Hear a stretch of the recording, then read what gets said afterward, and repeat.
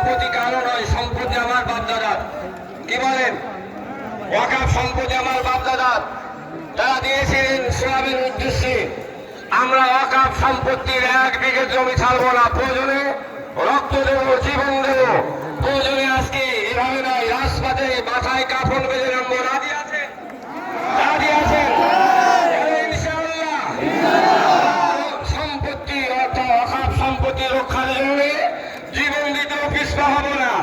রক্ত দিয়েছে আমাদের পূর্বপুরুষ, তারা সবের উদ্দেশ্যে মাদ্রাসা, মসজিদ, কবরস্থান, ঈদগাহ তারা দিয়েছে।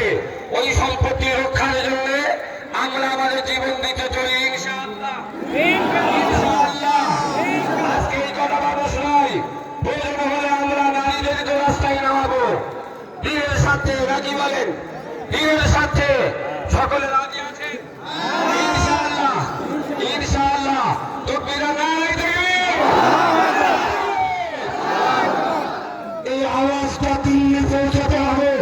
নারায়ে তাকবীর। রাস্তাতে যারা আছেন, মাঠে যারা আছেন, পিছনে যারা আছেন, ডান দিকে বাম দিকে, পানিখোলা মোড়ে, ওদিকে গোপালনগরে, যারা যেখানে আছেন সেখান থেকে আওয়াজ দেন। দিল্লির পার্লামেন্টে আওয়াজ যাবে। নারায়ে তাকবীর।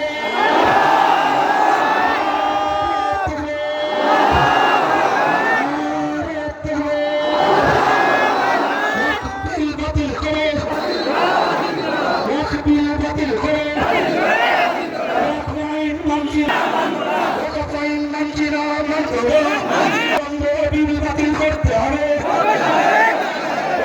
বাতিল করতে হবে।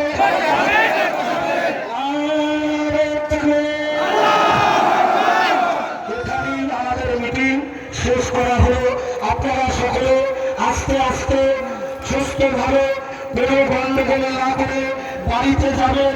আর যাদের কাছে ওই ব্যাজ আছে ভলেন্টিয়ার, সকলে দিয়ে দেবেন, পেছনে সকলে দিয়ে দেবেন।